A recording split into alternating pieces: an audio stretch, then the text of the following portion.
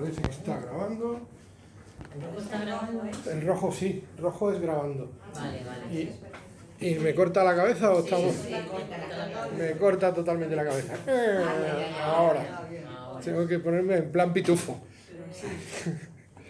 Pero te sigue cortando la cabeza. ¿Sí? Si me acerco, sí. O sea, me tengo que poner... Ahí, Vale, y también podemos intentar hacer otra cosa. Levantar un poquito más. Eso. Así, perfecto, mejor. Así, mejor. Vale. Sí, ahora ya te puedes Te puedes acercar. levantar un poquito. Te puedes hasta levantar. Ya te puedes acercar. Bueno, pues antes de empezar como más o menos siempre me traigo las tareas de una sesión para la siguiente, pues antes de empezar con las tareas de hoy le voy a quitar el sonido al teléfono para que no me traicione, que es muy cobarde. Ya está. Lo primero es preguntaros si tenéis algo de todo lo que se habló la semana pasada que se os quedara pendiente o que queréis recuperar. ¿Alguna cosa de la semana pasada? Nada. Lo segundo es preguntar, que ya sé que no, si habéis leído algo y habéis tomado alguna nota para que aclaremos algo de vuestra lectura. ¿Habéis leído el Gita? No. Pero del Gita, ¿no? Sí, claro. El Gita hay que leer Bueno. por la noche un poquito. Sí, Por lo menos. habría que intentarlo. Yo me he centrado Quien en el pueda. capítulo 14, que me imagino que es volver otra vez a leer lo que has estado diciendo tú. ¿Qué? Dentro de- Del capítulo 14. Sí, Que tiene... todo me sonaba, en el capítulo 14. Sí, no Es que el Gita tiene... Buenas tardes. Yo he leído un poquito, pero así. El Gita tiene una peculiaridad, que es que está enfatizando de una manera bastante sistemática acerca de los conceptos más relevantes a lo largo de todo el libro, pero especialmente el capítulo 2 y el capítulo 18 son un compendio de todo el conocimiento del libro. Entonces, cuando tú has leído el capítulo 2, te vayas al capítulo que te vayas, tienes la sensación como de que ya lo has leído. Y Por- además de que lo conoces un poco. Exacto, porque el capítulo 2, cuando inicia, el 1 es una introducción muy poco relevante en lo que se refiere al conocimiento del libro, pero bueno, te coloca en situación sobre la batalla, sobre la disquisición emocional que tiene Arjuna en esa situación y cómo él se está cuestionando el problema de tener que enfrentarse a sus seres queridos. Entonces ahí en el 1, pues tampoco... Pero el 2, cuando ya Krishna empieza a dictarle a él el conocimiento y le explica el porqué de todo lo que él tiene que considerar para saber que cumplir con su deber es lo que él debe hacer, ahí ya resume todo el libro. Y luego en el 18, después de haber trasladado todo ese conocimiento con una cierta profundidad, lo que hace es resumirlo de nuevo para explicarte, que es lo que estábamos comentando antes, yo creo, que realmente a día de hoy la experiencia que yo puedo aportar de mi vida personal hacia aquellos que se acercan al Gita es que cuando realmente lo lees una y otra vez, en el fondo del Gita lo que él te intenta transmitir es que el conocimiento realmente no es más que una pequeña ayuda. Este conocimiento que él te está trasladando, te lo traslada para que tú tengas las herramientas que necesitas para recorrer un camino que siempre es igual para todos, y es llegar al amor de Dios. Sí, y otra cosa que me pasó esta semana es que, limpiando el polvo, encontré un libro viejísimo que ponía filosofías, filosofías perennes, o la filosofía perenne, o algo así, es de Huxley. Y ¿De quién es? ¿De? Sí, y citaban muchísimas veces el Gita. Sí. Muchísimas veces. Entonces, pues me gustaba, porque seguro que lo he tenido en la mano y no le he prestado ninguna atención. Y sin embargo... Hay que tener en cuenta que hay muchos libros escritos a lo largo de los últimos 2000 o 3000 años que intentan trasladar al ser humano, como hemos dicho antes que hace el Gita, un conocimiento o unas herramientas que te permitan llegar al amor de Dios. Hay muchos. La única diferencia entre todos ellos es cuando se escriben y quién los escribe. Tiempo, lugar y circunstancias. Son pequeñas citas, vamos, o fragmentos pequeños de distintos filósofos, pero aparecía muchísimas veces porque y entendía un poco. Claro, porque el primero de todos, el primero que tenemos es el Gita, pero en el primero me refiero al primero en el tiempo. O sea, antes del conocimiento del Gita, tal como está completado, solo hay escrituras que se pueden datar, porque el Gita está datado hace unos 5.500 años, ¿vale? Aunque se transcribió a papel o a papiro en sánscrito hace aproximadamente unos 3.500, la historia es de hace 5.500 años. Es lo que dicen los estudiosos del Gita. Esto no es una ciencia cierta, nadie le puede poner una fecha exacta, pero la mayor parte de los estudiosos y profundos conocedores hablan de que está entre 5.000 y 5.500 años atrás. ¿Cuándo está transcrito por primera vez en papiro a sánscrito? Pues se estima que hace unos 2.000 años. La copia que se supone de la que emana todo, se supone que es una copia que se encontró en piel pues hace muchos años. No le podemos poner fecha a todo eso, pero eso es aproximado. Antes de eso, no disponemos de conocimiento espiritual transcrito con certeza. La escritura sumeria cuneiforme no se puede datar porque los sumerios escribían en piedra, tallaban como los egipcios. ¿Y por qué hablo de sumerio? Porque los sumerios son anteriores a los egipcios. Pero es que todo eso que hay que puede datarse de antes no habla del conocimiento espiritual ni deja un mensaje claro acerca de la evolución del ser humano. Entonces, lo primero de lo que disponemos es esto. ¿Qué ocurre? Que en cuanto cualquier filósofo, estudioso, religioso profundiza, y ahora vamos a ver por qué lo hace, porque el Gita habla de por qué buscamos a Dios, tiendes a buscar el origen. Todos tendemos a buscar el origen. ¿Qué pasa? Que todos confluimos en el Gita. Antes hablábamos de que yo he elegido este camino. Bueno, realmente yo no sé si he elegido este camino me ha elegido a mí. Lo que sí sé es que yo me creo que, como dice el Gita, hay un punto en tu vida en que tu desarrollo espiritual ya no precisa de mayor conocimiento. Porque por mucho conocimiento que tú aportes, cuando has descubierto la esencia de Dios, ¿qué hay más que Dios? Realmente, ¿qué más puedes conocer que a Dios? Entonces, cuando descubres la esencia de Dios, que es amor, ¿qué más puedes conocer o qué más conocimiento puedes buscar si sabes que Dios está en el amor y el amor es Dios? Entonces, tu trabajo como ser humano es tallar o pulir tu piedra en bruto para que se convierta en el diamante del amor. Claro, esto es dificilísimo. Empezamos a vivir un día cada mañana y cuando nos despertamos en la cama y nos levantamos e iniciamos nuestra jornada diaria, todos tenemos hándicaps.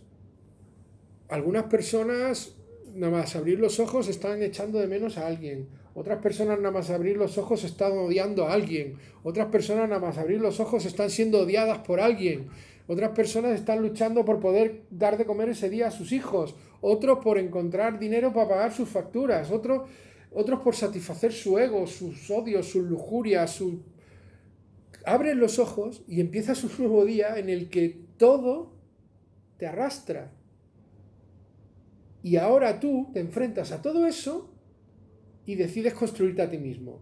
Espera. Que lo que tú me odies, que lo que me odie yo, que lo que odian a los demás, que lo que hay que pagar, que lo que hay que traer, que los niños, que todo eso tiene que esperar porque yo me tengo que construir. Ahora me decís que es fácil, ¿no? Pues claro, cada vez que abres los ojos es una batalla interminable hasta que lo vuelvas a cerrar. Y es interminable la batalla porque el día a día se somete a la ley natural. Es una energía residual de Dios que ha creado la energía material. Y eso es mucho más poderoso que tú. ¿Recordáis que lo dije en el versículo 13 del capítulo 7? Esta energía material mía es muy difícil de superar. Es que tú no estás por encima de la naturaleza material, estás por debajo. Tú estás sometido a ella.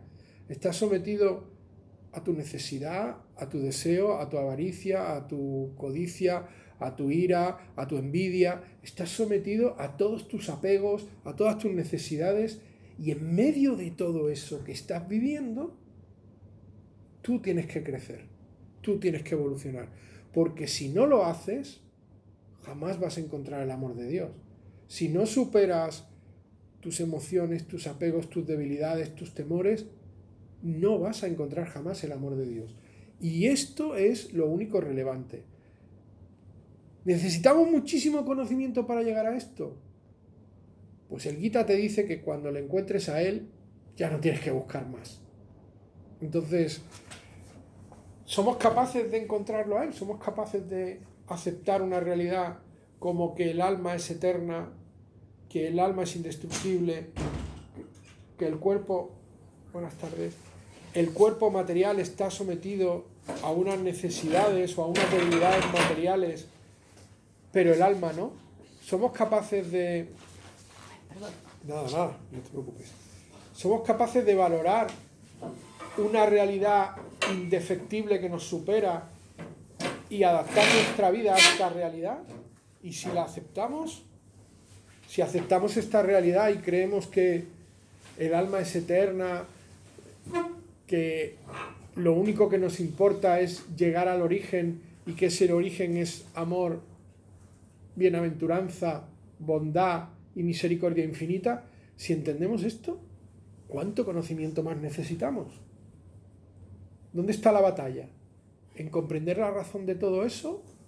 ¿O la batalla está en aceptando todo eso, convertirnos en la mejor versión de nosotros mismos para poder manifestar, sentir, compartir y vivir ese amor? Esto es lo que hay que decidir. Si quieres seguir buscando, aquí lo dice muy clarito, y ahora sí que voy a por fin a leer el verso, porque si no, es que no lo leo nunca. El 16 del capítulo 7 dice: oh tú el mejor de los Bharatas, 4 clases de hombres piadosos, piadosos en el sentido de que creen en Dios, comienzan a prestarme servicio devocional. Es decir, 4 tipos de personas buscan a Dios y empiezan a prestar servicio devocional. Recordad que era amar a Dios y que la herramienta que tenemos es el Maha Mantra, y si no tal, y si no cual, y si no cual, y si no cual, os vais a la grabación del día que lo vimos y lo recuperamos, pero no voy a volverme a poner otra vez en ese punto. Entonces, 4 clases de hombres piadosos comienzan a prestarme permiso devocional. ¿El primero cuál? El afligido. ¿Quién es el primero que busca a Dios? El que está ahogado en el sufrimiento. Aquel que está ahogado en el sufrimiento necesita salir de su sufrimiento. Y ahora pensadlo con un poquito de indagación o reflexión, mirar un poquito hacia adentro. ¿Qué tiene este mundo que me pueda dar a mí que me permita salir de mi sufrimiento? El amor no, yo creo que no es de este mundo, yo creo que el amor es el puro Dios, ¿no? Pero si te fijas en este mundo material, ¿qué te puede dar a ti para permitirte salir de tu sufrimiento? Si tú sufres por desamor, ¿este mundo te va a dar el amor? ¿Otra persona? Si tú sufres por pérdida, ¿este mundo te lo va a devolver? Si se ha muerto tu hijo. Si tú sufres por carencia, ¿este mundo te va a alimentar? Si eres pobre, ¿te va a dar riqueza? El mundo no te va a dar nada. Lo vas a conseguir tú. ¿Y qué prefieres, riqueza o dejar de sufrir? Dejar de sufrir. En el fondo, sea por falta de comodidades, por falta de respeto, por falta de posición, todo es un engaño de tu mente.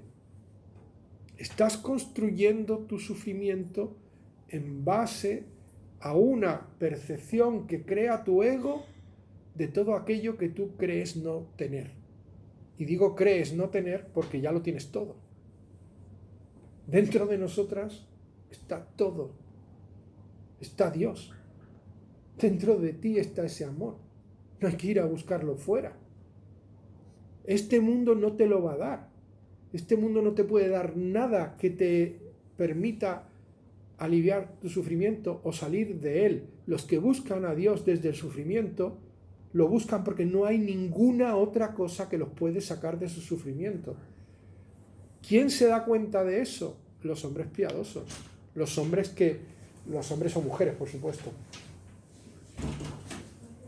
Buenas tardes. Al final no te acompañan. Eso es una información que te he dado mal. Es para el lunes que viene. Ah, me has dado mal la información. No era para hoy, es para el Era próximo. para el próximo lunes. No te preocupes. Bien, porque hoy andamos justos de sillas, tenemos mucho quórum. Sillas ahí. Sí.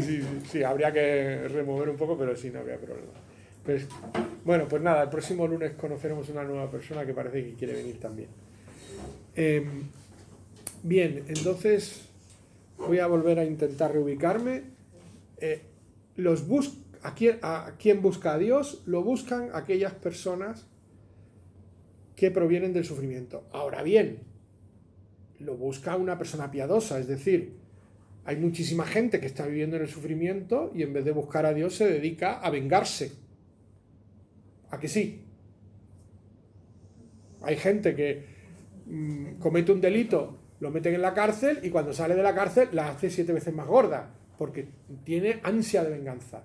Es decir, a mí la sociedad me ha privado de libertad, pues ahora yo voy a joder a la sociedad, ¿no? O sea, no todo el mundo que está viviendo en el sufrimiento elige buscar a Dios, pero aquellos que en el fondo de sí tienen un alma piadosa y tienen la concepción de que puede haber un Dios, tienen ese concepto básico de amor hacia la existencia espiritual y de comprensión de un plano espiritual, esos buscan a Dios por el sufrimiento, ¿vale? Primer tipo de persona, primer concepto. Buscan a Dios aquellos que sufren.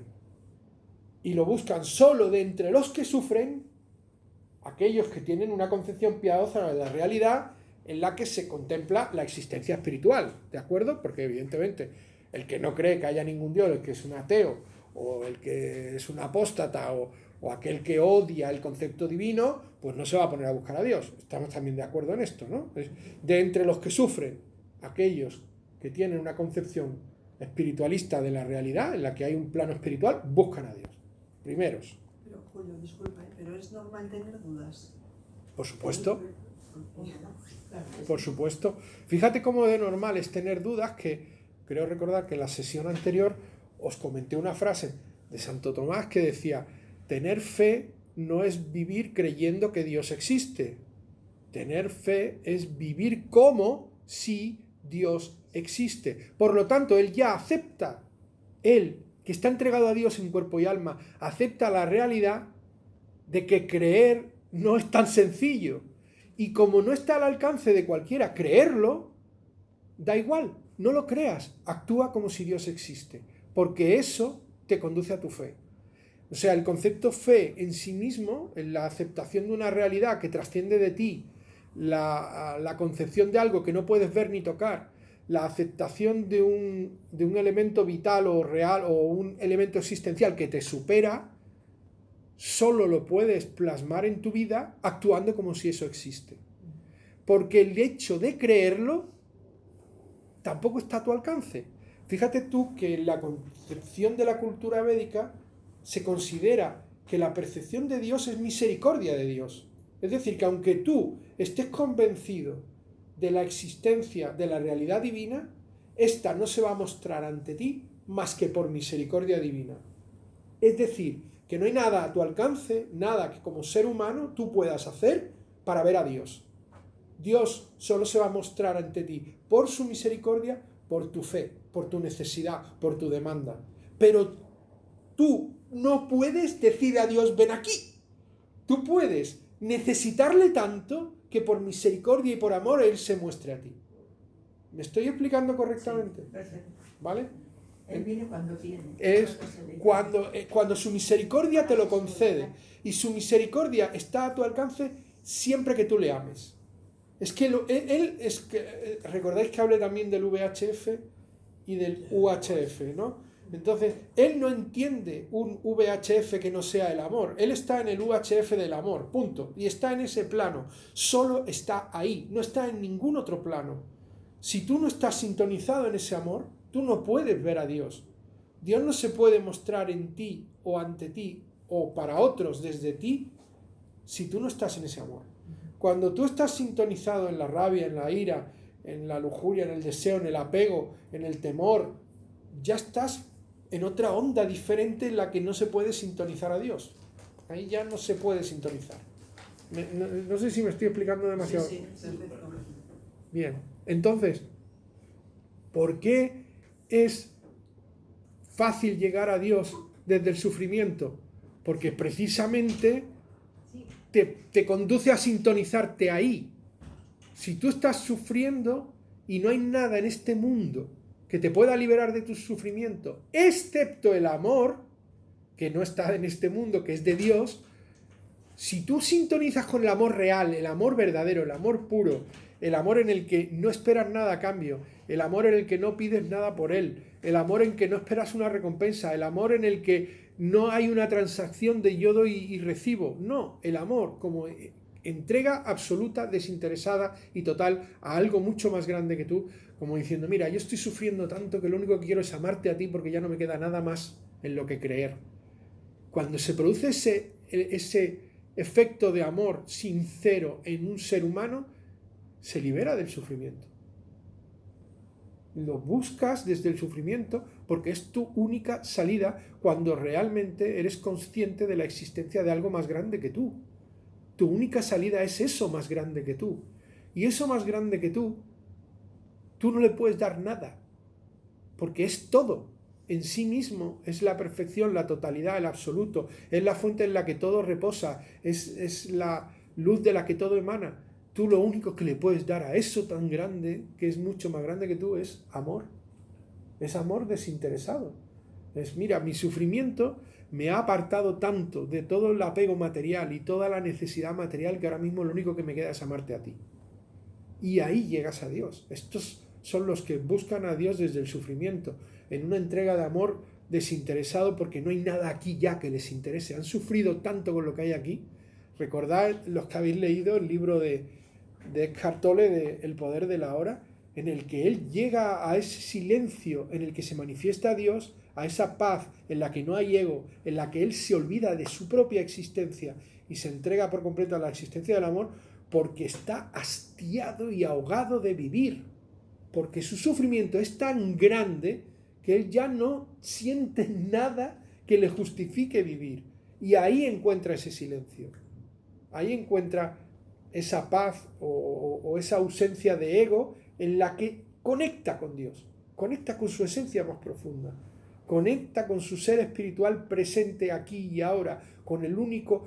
El Gita lo dice, si no puedes ninguna de estas cosas, tan solo preocúpate de reposar en el ser. ¿Os recordáis que era la última de todas las opciones?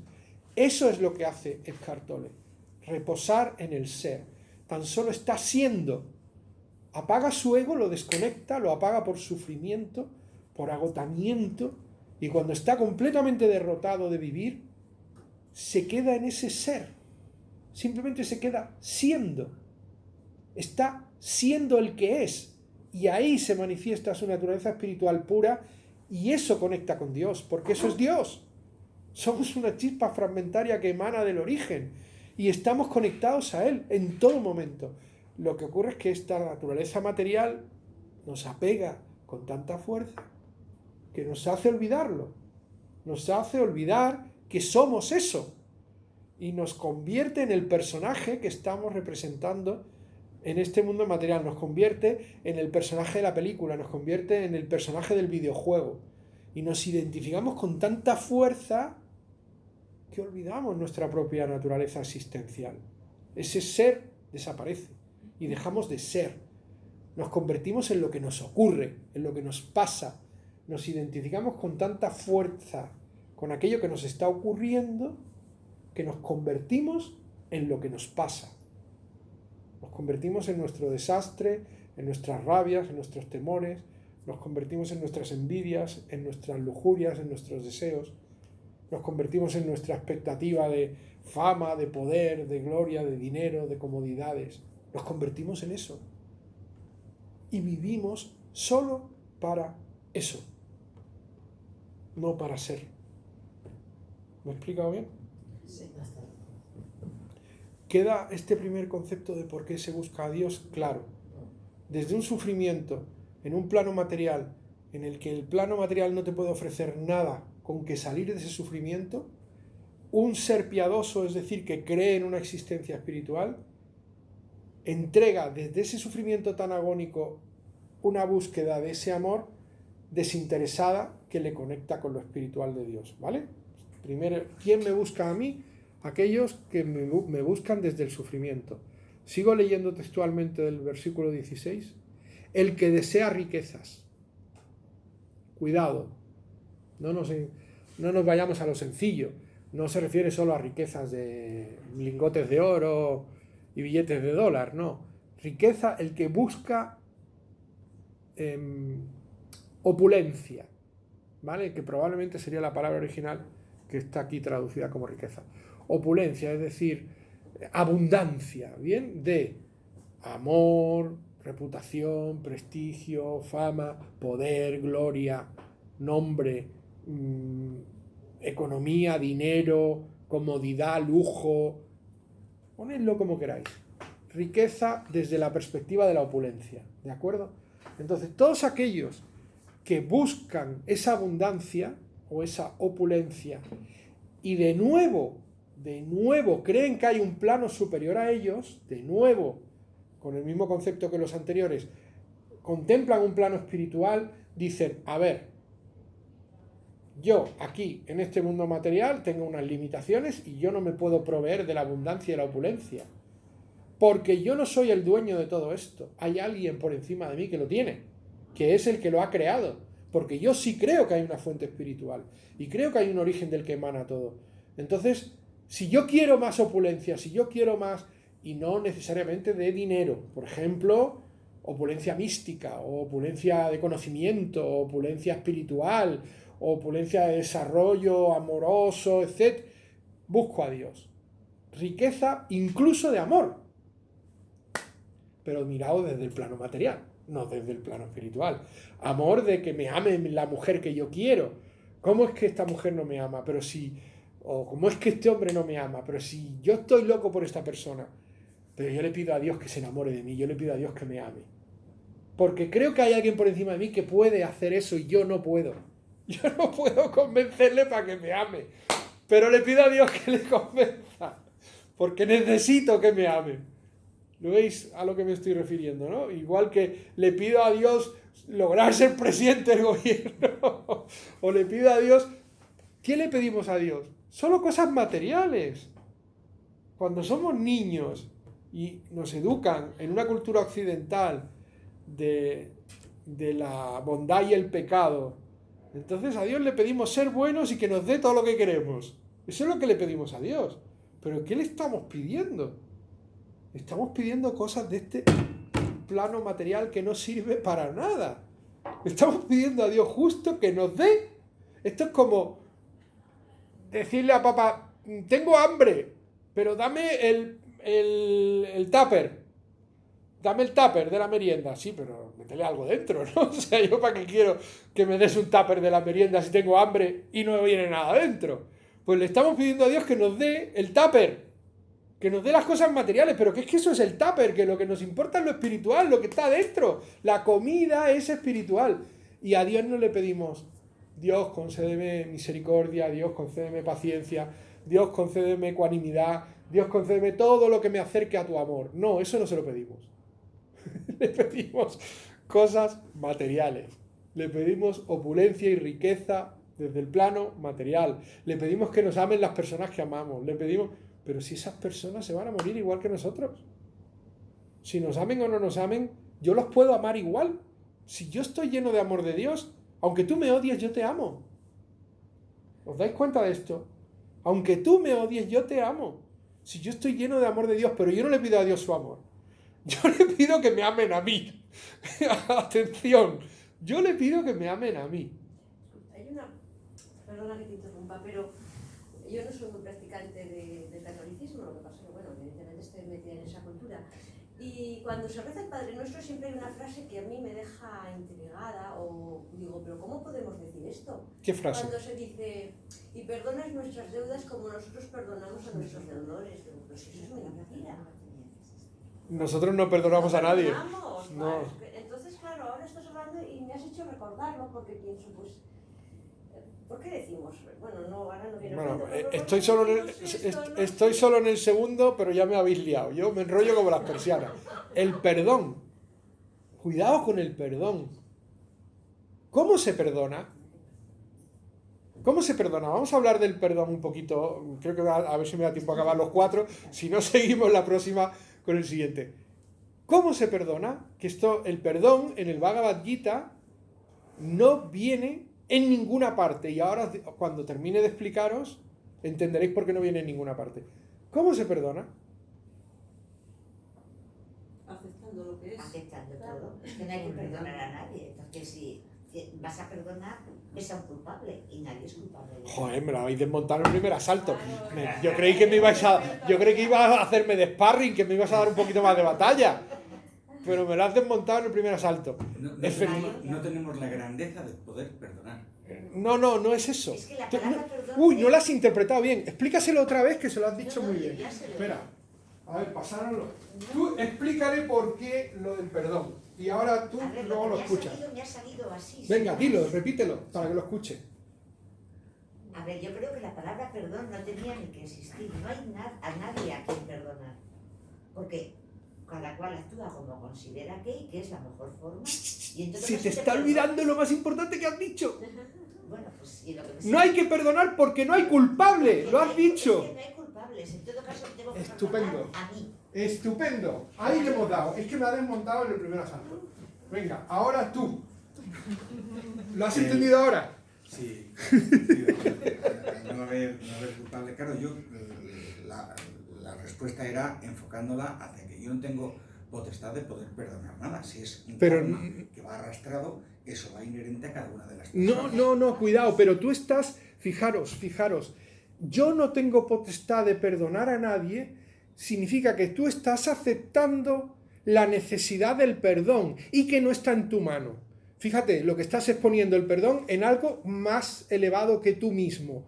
Y ella te está diciendo, en otro concepto que está, yo creo, mucho más basado en una realidad más sólida, que te está diciendo que es que no existe el perdón porque no existe la culpa.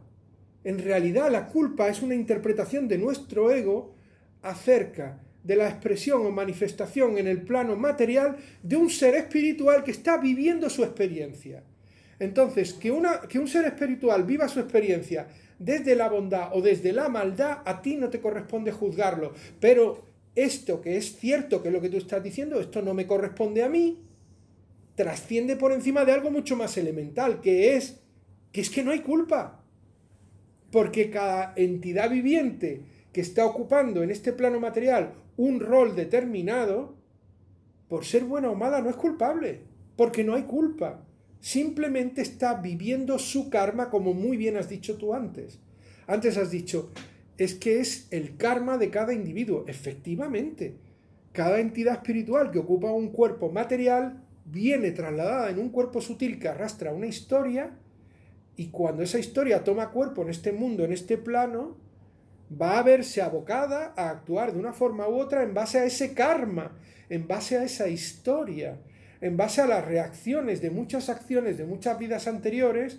Aquí va a verse vinculado a actuar de una forma u otra, salvo que lo cambie.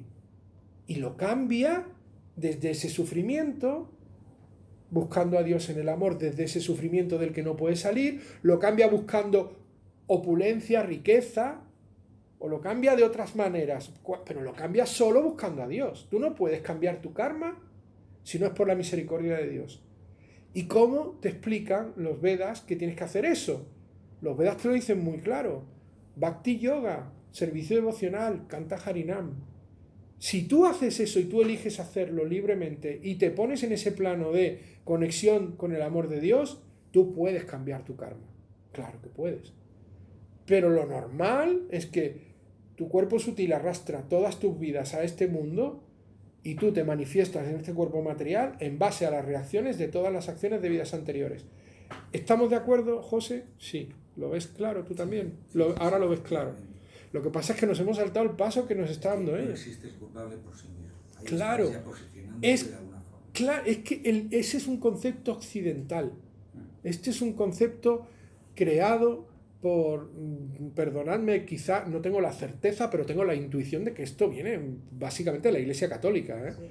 Viene de la religión a partir del Concilio de Constantinopla, en el siglo IV, siglo V, empiezan a aparecer. Primero, hasta el siglo IV, siglo V, la Iglesia reconocía la reencarnación, porque Jesucristo nunca dijo que no hubiera reencarnación, y sus discípulos nunca trasladaron que eso no fuera así.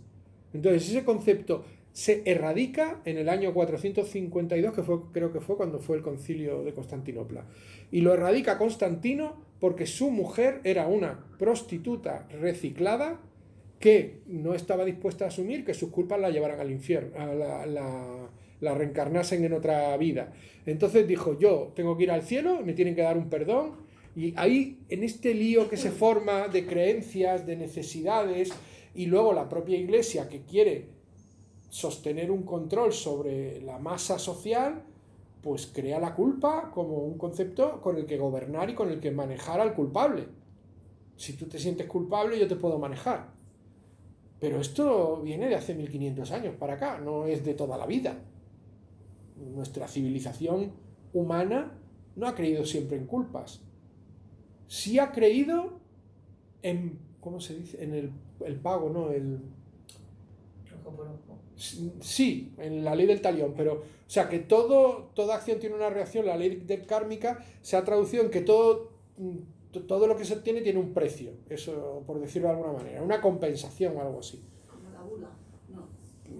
Acción, reacción, talión, ojo por ojo, diente por diente, pero no culpa. La culpa aparece en esta civilización occidental hace 1500 años. El culpable, el pecado. La culpa aparece con el pecado. El pecado te hace culpable. Tú pecas, tú eres culpable. Que Jesús resucitó. Sí, En cambio la Iglesia quitó la resurrección en no sé qué año, en el 1500 o algo así, ¿no? no, pero Porque siempre se creía en la resurrección, en la Iglesia está nuestra, en la religión está. Y en no sé qué concilio, ya no me acuerdo, ahora mismo me olvidan, se quitó ahora en la Iglesia no dice que se resucita, ni mucho menos. eso, claro, ¿no? Lo que hemos hablado, la reencarnación, Pero la no resurrección cree en otro nuestra cuerpo, Iglesia en eso. la reencarnación desaparece en el siglo V. Pues eso, que ahora no se cree. No, eso es lo que acabamos de decir antes. No, Sí, en la Padre Nuestro se dice la resurrección de la carne.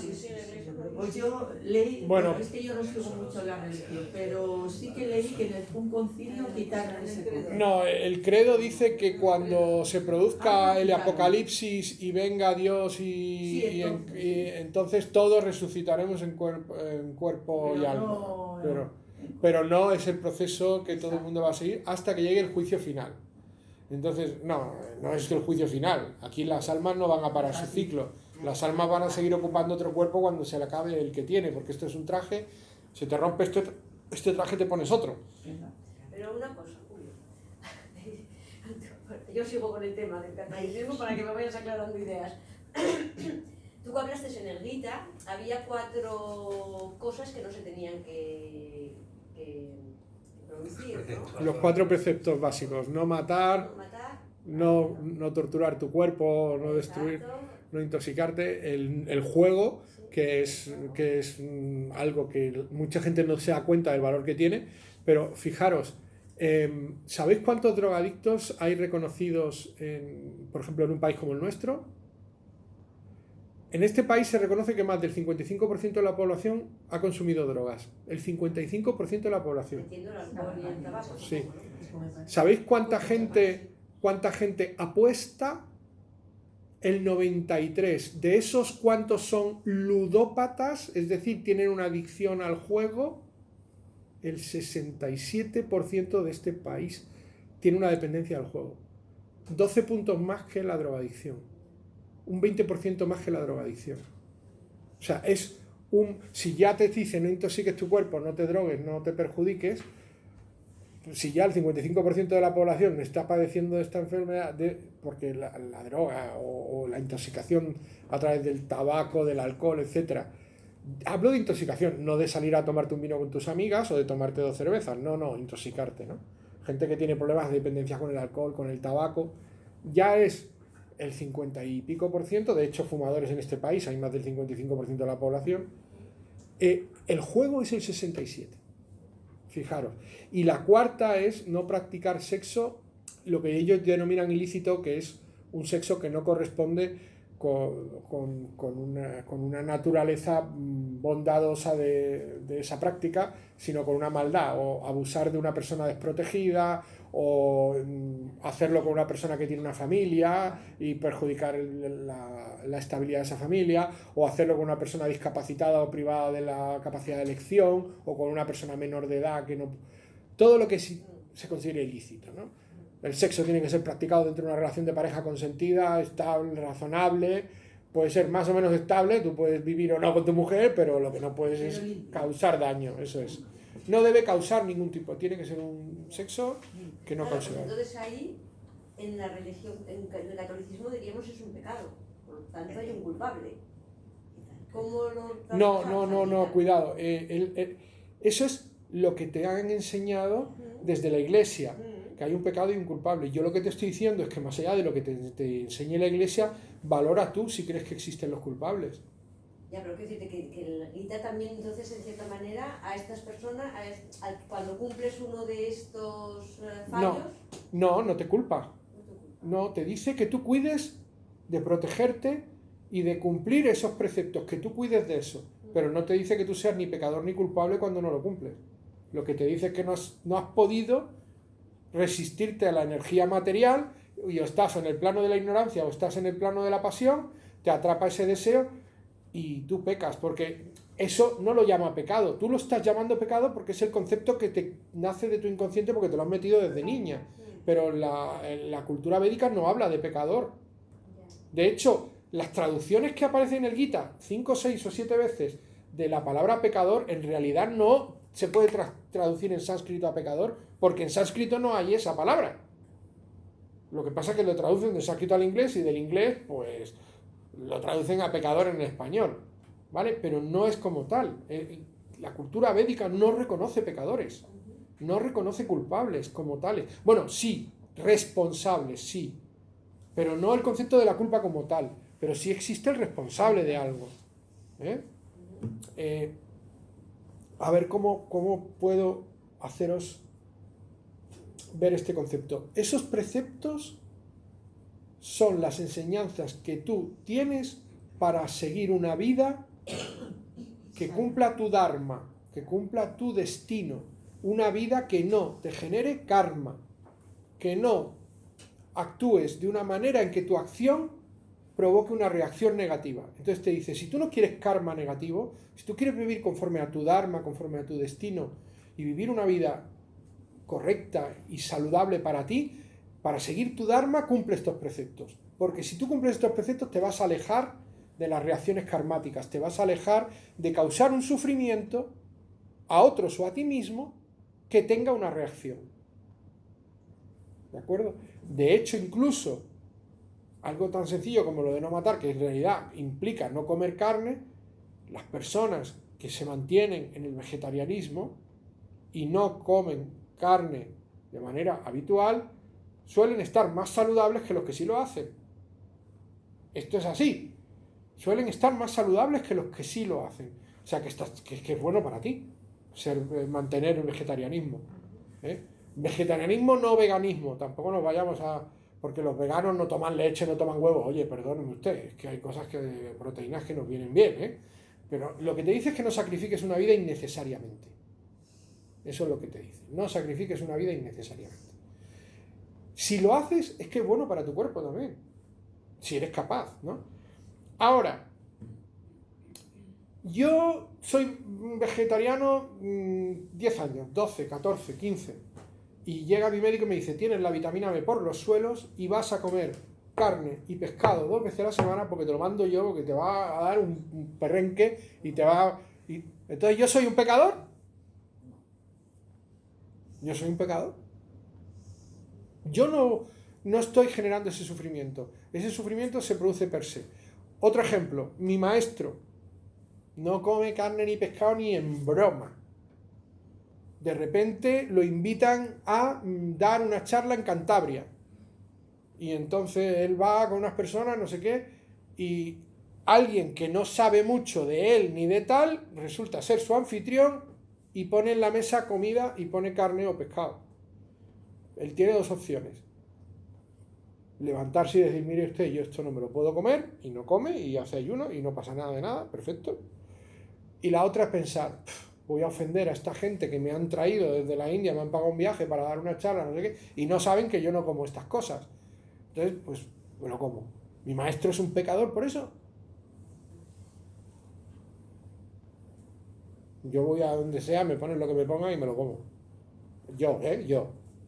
Porque es lo que creo, que no tengo que hacerle feos a nadie, porque yo no estoy tomando la decisión, esa comida ya está ahí, el sufrimiento y tal no es responsabilidad mía, y bueno, ahí está esa comida, y yo, pues mire usted, ¿qué me voy a poner de digno? Es que yo no me como esto.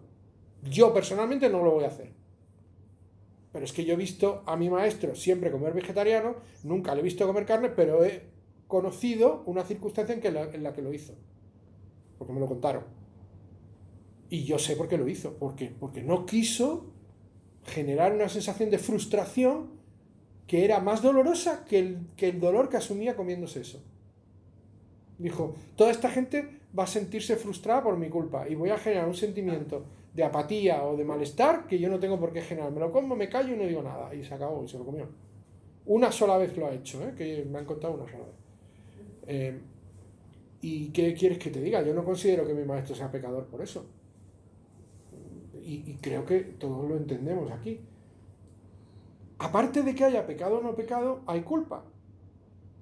Bien, ¿mi maestro es responsable de algo malo por comerse eso? No, ¿verdad? No. ¿Mi maestro tiene culpa por hacer cosas? ¿Tú tienes culpa por hacer cosas? Si es que ni aunque mates a nadie, es que no eres culpable. Porque tú te puedes defender y sacrificar una vida para salvaguardar la tuya porque te están amenazando de muerte. O sea, si ahora, yo qué sé, imaginaros el problema que hay en Israel, o el problema que hay en Gaza, o el problema que hay en Ucrania.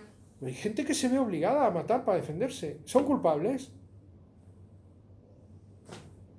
Si eres soldado, estás en el ejército y tienes que defender a tu pueblo y te toca ir a filas y ahí te encuentras en una batalla y matas gente, ¿eres culpable? Es que la culpa... Tenemos que comprender esto. No tenemos que perdonar porque no existen culpas.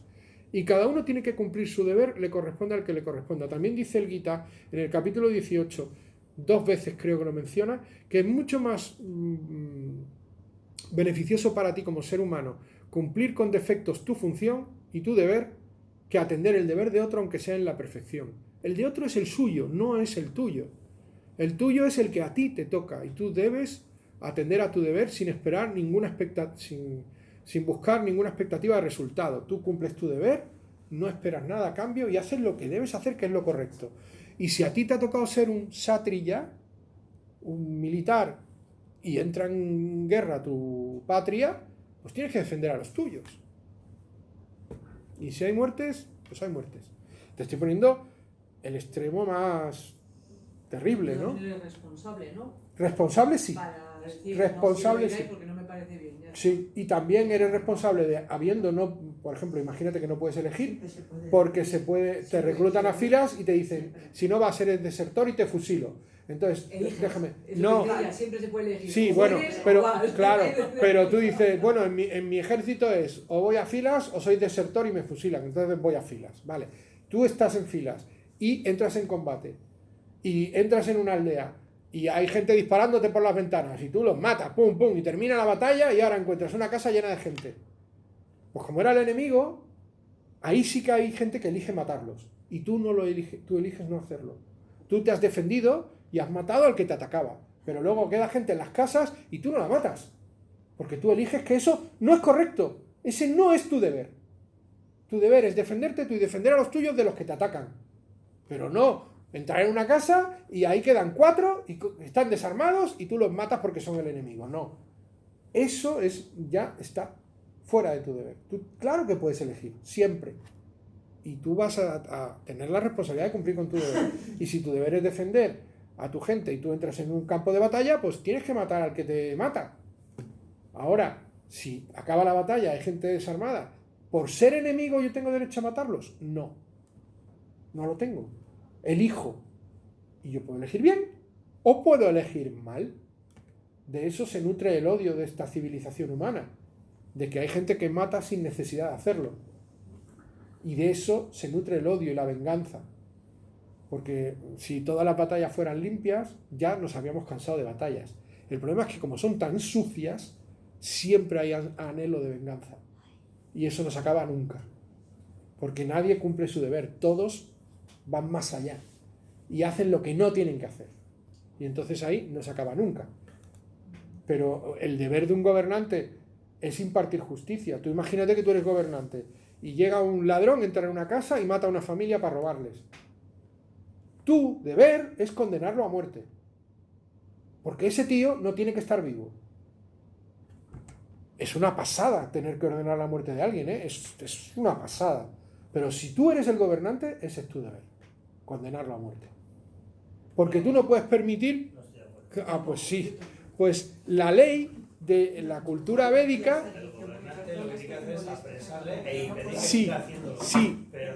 Sí, pero la ley de la cultura védica te dice que tú cumplas tu deber. Si tu ley en ese país es la muerte, ese es tu deber. Si esa es la ley de tu país, ese es tu deber. Si en tu país la ley es que el que mata tiene que sufrir la pena de muerte, esa ley es para todos igual y todo el mundo la conoce. Lo que te estoy diciendo es que tú tienes que cumplir tu deber, sea el que sea. Yo no estoy justificando que en un país esté muy bien que haya pena de muerte. No lo estoy justificando. Estoy como tú de acuerdo en que hay otras maneras. Pero si ese es tu deber, tú lo tienes que cumplir. En la cultura védica, de hecho, se exige que un gobernante cumpla su deber. Entonces, si en esa cultura la muerte se paga con la muerte, pues tiene que sacrificarlo. Incluso te tocaría a ti coger la espada y cortarle tú la cabeza. Ese es tu deber. Ahora, lo más civilizado es que a día de hoy, en tiempo, lugar y circunstancia, pues cuando apresamos al asesino lo encerramos en un cajón y lo dejamos ahí hasta que se muera. Claro que eso es mucho más lógico, mucho menos salvaje, mucho más razonable. Además le dan la oportunidad a él de redimir su pecado con su sufrimiento, de descubrir la realidad, incluso de alcanzar su liberación espiritual. Si le cortas la cabeza, le obligas a reencarnar en otro cuerpo y viene arrastrando toda la mierda que traía atrás. Claro que estoy de acuerdo contigo, pero lo que te estoy intentando transmitir es que tú tienes que cumplir con tu deber. Y que el deber no lo eliges tú, es el que te toca. A cada uno le toca el deber que le toca. A un padre de 5 hijos no le toca el mismo deber que a un hombre soltero. Y a una abuela que tiene 9 nietos no le toca el mismo deber que a una madre que tiene un hijo. Es que a cada uno le toca lo que le toca. Que sí que al final te toca porque tú has tomado decisiones en tu vida y tú asumes las consecuencias de tus decisiones, pero te toca lo que te toca. Como tienes que decir, limites. Claro, no. Límites de abuelo. Antes de eso, oye, no te metas en el ejército. Claro. Ya, pero volvemos a lo mismo. Pero hay sitios donde tú no puedes elegir. Es que hay sitios que no puedes elegir. Pues no puedo elegir, efectivamente no es una... Ya no es mi causa. Claro, si me obligan, me obligan. Pues eso es lo que estamos hablando. Entra en el ejército, yo creo que entra con el espíritu de defender su patria, no de matar a otros. Ya, pero muy bien dice Jesús que hay gente que no quiere ir al ejército y le obligan a ir a Hay filas. gente que le obligan en Ucrania, Sí, pero pero cuando yo se sí- armó la de Ucrania, los mayores de 18 años no podían salir de Ucrania.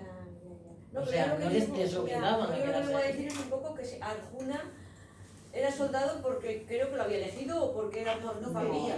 No. Quería matar, pero sí que No. Él era uno de los 4 Pándavas, uno de los 4 hijos del rey. Entonces él nació con el deber de ser gobernante, de ser un príncipe. Entonces él no eligió, él nació con su deber. Bueno, que ya nació con ese deber. Luego ya hay una clase que di un año específica, toda la clase sobre eso, que los deberes que uno debe cumplir, hay algunos que son ineludibles, que es y voy a acabar con eso porque ya casi es la hora. Uno es el deber de la pura existencia humana. Tú por ser humano tienes unos deberes de respeto a la vida, de moral y de ética que son inherentes al hecho de ser humano. Luego hay otros deberes que se deben a tu tiempo, lugar y circunstancia, a tu posición, a tu nacimiento. Los deberes que tiene un español no tienen nada que ver con los deberes que tiene un afgano que nace entre los, ¿cómo se llaman? Los talibanes y que le obligan a cumplir la sharia. No tienen nada que ver esos deberes con los que tiene un español de a pie. ¿Me estamos entendiendo? Y luego finalmente hay otro tercer nivel de deberes que corresponden con las decisiones que tú tomas con tu vida. Si tú eliges casarte y tienes 4 niños, no te puedes desentender de los 4 niños. Eso forma parte de tu deber, porque tú has elegido tener esos 4 hijos. Ahora no puedes decir, son de otra. No, son tuyos, son tus hijos. Entonces hay deberes que corresponden al simple hecho de ser humano, inherentes a la moral y la ética de la especie, otros deberes que corresponden a tu tiempo, lugar y circunstancia, dónde naces, de quién, cómo y por qué, y luego otros que corresponden a tus decisiones. Esto lo entendemos, ¿no? Bueno, pues un día lo expliqué todo el día sobre eso. Si lo queréis buscar, si alguien lo quiere, os se lo mando. En realidad, entre todas las charlas pasadas hay muchas cosas que os he comentado que os pueden ser útiles. Y hoy vamos a parar en este segundo nivel, pero me quiero ir tranquilo de que se ha quedado claro el concepto, ¿no?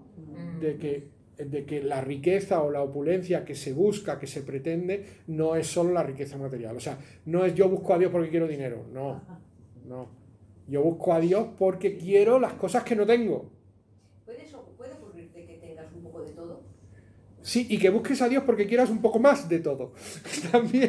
También. Yo busco a Dios porque... Te puedes buscarlo por el sufrimiento y puedes buscarlo por la opulencia. Solamente hemos hablado de dos ahora. Sí, por ahora vamos con estos dos. Y lo que quiero decir con esto es que tú buscas a Dios porque quieres lo que no tienes y lo buscas a Él porque sabes que como Ísvara, supremo controlador, propietario absoluto, porque es la fuente, el origen en el que todo reposa, siendo Él el dueño, tú le dices, tú que eres el dueño, dame un poquito, que quiero más. Entonces tú le pides, dame a mí, que yo quiero más, ¿vale? Y lo buscas a Él para que te dé, ¿vale? Esto es el segundo. Próximo día, tercero y cuarto. A ver si nos da tiempo. Bueno. Bien por hoy. Vamos a parar esto.